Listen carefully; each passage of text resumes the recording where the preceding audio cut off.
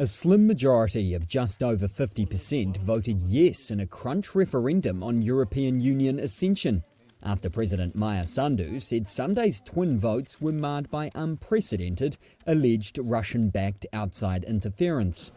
The EU has also leapt to the leader's defence, claiming Russia and its proxies had meddled in the election. President of the European Commission Ursula von der Leyen hailed the outcome, quote, in the face of Russia's hybrid tactics, in a post on X. Sandu told media an outside attempt to buy votes amounted to an attack on the ex-Soviet republic's sovereignty. Their target of buying 300,000 votes documented by state institutions and paying 150,000 people to vote shows we must look closely at where mistakes were made and learn from this miserable attack on our sovereignty. Atac mizerabil asupra suveranității noastre.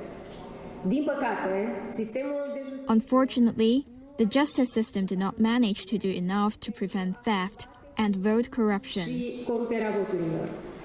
And here we will have to draw the line to correct what we did wrong and learn our lesson. Și să învățăm lecția. She said Moldova would respond with firm decisions.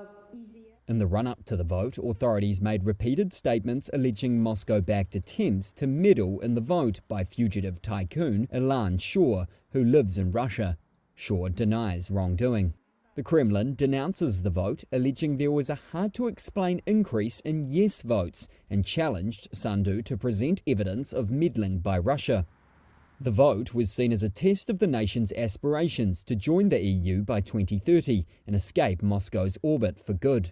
In the run-up to Sunday's referendum, polls had shown clear majority support for joining the EU. A yes result means a clause will be added to the constitution defining EU accession as a goal. But the knife-edge finish is a dent in the pro-EU path pursued over 4 years.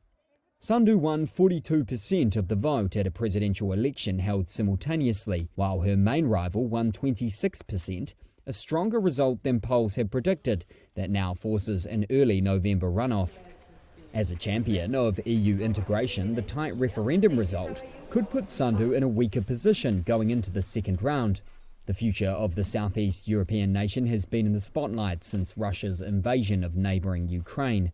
Ties with Moscow have deteriorated as Sandu condemned the invasion and diversified energy supplies away from Russia.